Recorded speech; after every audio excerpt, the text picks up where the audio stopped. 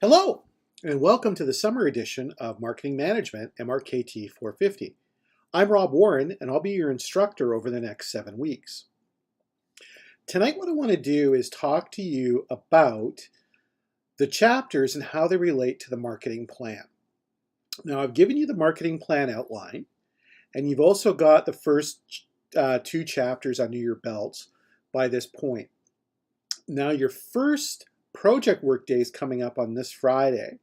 And what I want you to start doing on Friday is working on the marketing plan.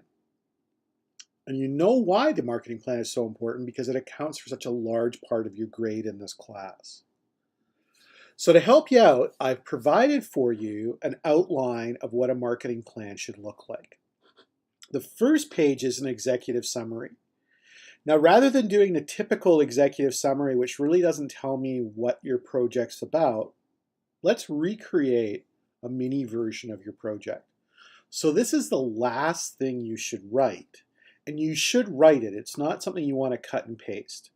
And when you write it, cover 3 things. Number 1 is, what are the objectives you're trying to accomplish with this venture? You've got $1 million. So how are you going to create a venture and market it on $1 million? How did you come up with those objectives? At that point, you want to talk a lot about things in the environment. You want to talk about your SWOT analysis. And we're going to talk a bit about that as we go further. The second thing you want to do is you want to talk about what's called the go-to-market strategy. Go-to-market refers to, okay, we've got these customers over here. I've identified a sales funnel to get them from being prospects to customers.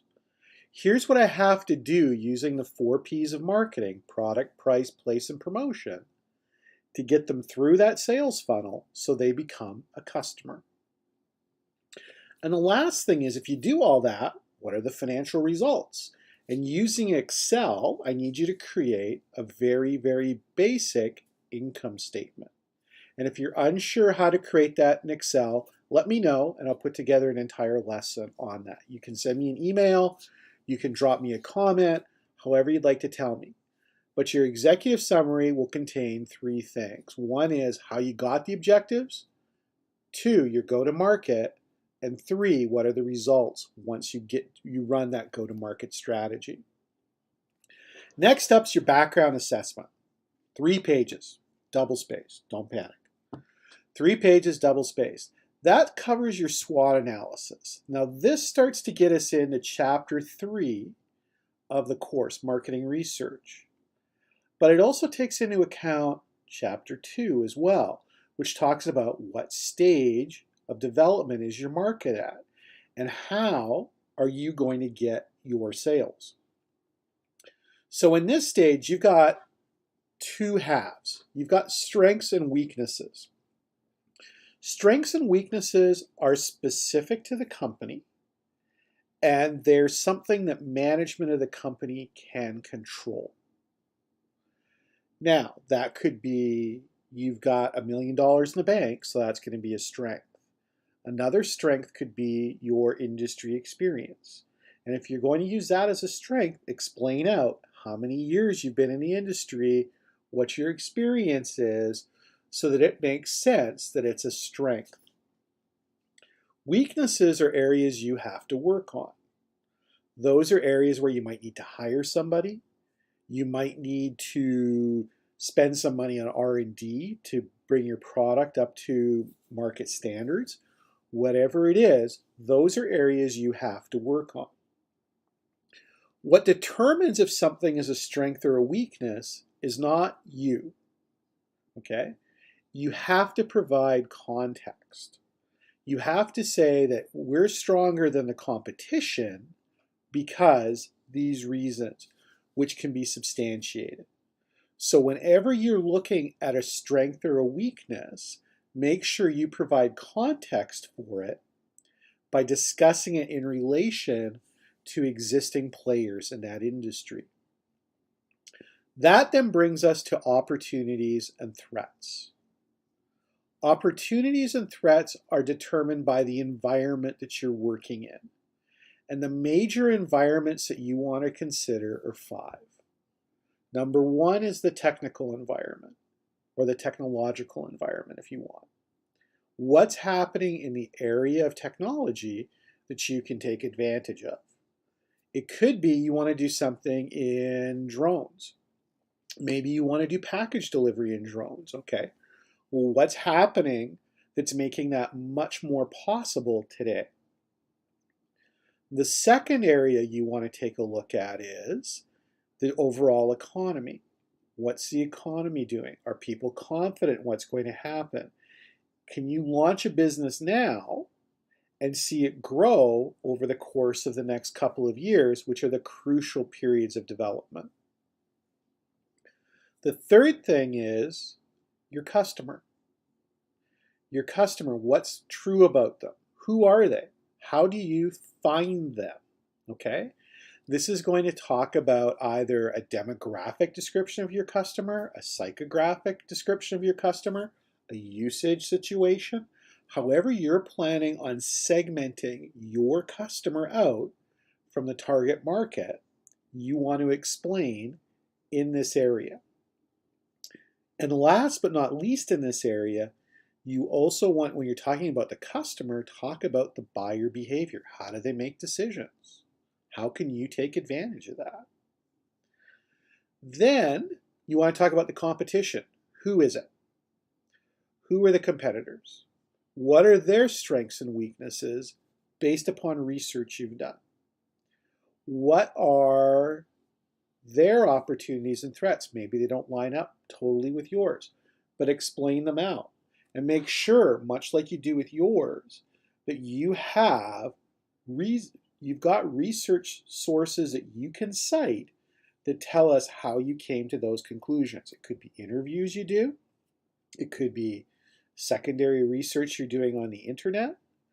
It could be personal. It could be a survey you run. It could be a focus group. Whatever it is, make sure that it's cited in your paper so that when you say something, there's a reference so I know how you got the information.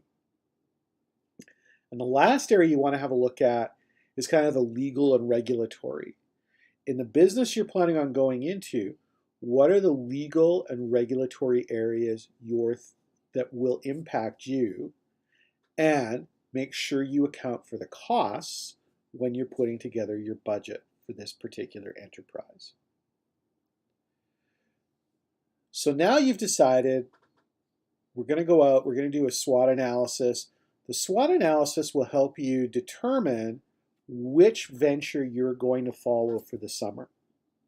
Because using basic finance theory, you always take the one that has the highest net present value. So your sales discounted backwards or your revenues discounted backwards, whichever method you want to use. Now to get that, you're going to have to figure out things like what's the size of the market. So if you know there are 5 million people in the target market, that's great, but you're never going to be able to reach all 5 million of them. So now you've got to come up with that target market. Who is it? Those are the people that, given that $1 million you have, you can effectively reach with your marketing message. How big is that market? How much do they spend? How frequently do they spend? What do they buy together? You're looking for all of those things so that you can create that objective of a sales number.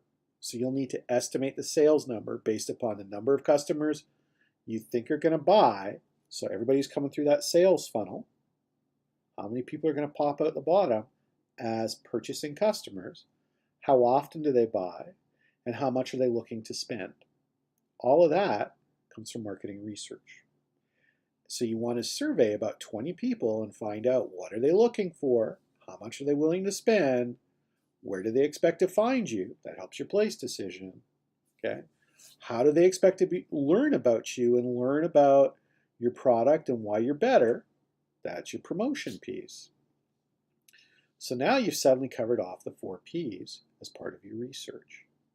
But step 1 is set an objective about Sales. That's your primary objective. Now, to get to sales, you've got to build awareness. That's an advertising or promotions piece. Also a research piece. The other thing you want to take a look at in doing all of this is, how do you get your sales? Is this a green field? Is this a brand new market that nobody's in? If it is, then all of those customers are wide open and you have to approach them. Chances are, though, you're probably going into a more mature area where you have established competitors. That means to get your customers, you're going to have to find ways to get them to switch. So what can you do better than their existing solution to get them to purchase from you? Again, that's going to come out of research. Who are your top customers? Right now we've discussed, your average customer buys X amount per time and buys Y amount per year. But we know from the Pareto theory that 20% of our customers result in 80% of our sales. So what's true about those top 20%? Because those are the people you probably want to target first, as they probably have the greatest need. So that narrows your market down even more. So your marketing research has to go out and find those things. Okay, all of that comes out of your objectives. So let me just kind of encapsulate that. You're going to set a sales objective. Then you want to figure out from that, to get to that sales objective, how many people do you want to talk to at the top? That's your addressable market. What do you want to talk to them about? How do you want to handle their objections? All of that refers to that sales funnel, which gets them out to the end. Once you've got that, then you can start to figure out how many people you need to talk to overall. So if only 10% of all the people you talk to are going to buy, that means for every customer, you've got to talk to 10 other people. Well, if you want 1,000 customers, that means you're going to have to talk to 10,000 people. So how do you get to 10,000? Okay, that starts to develop your sales funnel, a very important part. To get to that 10,000, they've got to be aware you exist. So to get to 10,000, how many people have to be reached overall so that 10,000 pay attention to you? Maybe that's a 4-to-1 ratio. So you've got to talk to 40,000 people to get 10,000 people that are remotely interested, which will give you that 1,000 customers. So that talks about your awareness. So now you've got another objective. What kind of market awareness do you need? And that'll have to be measured on both an aided, where we ask, have you heard of XYZ company, versus an unaided basis. Can you list everybody who's involved in this sector?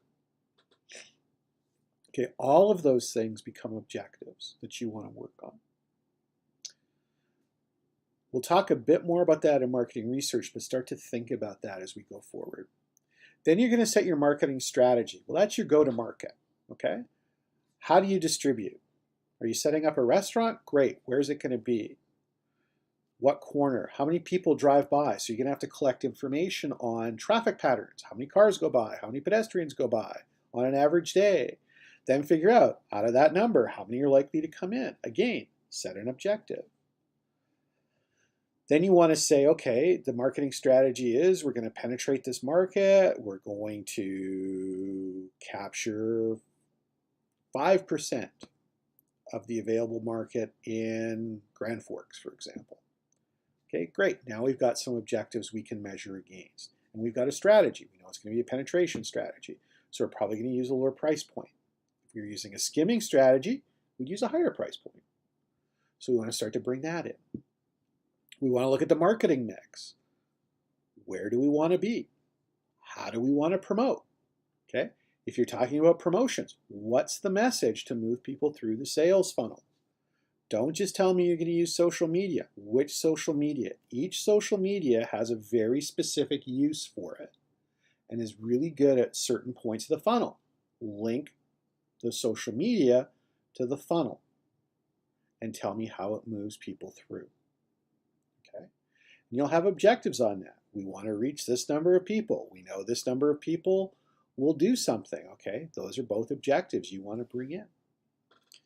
You want to talk about the pricing. How did you come up with it? What kind of margins are you generating? Again, you're going to have to research what's normal in your industry for margin.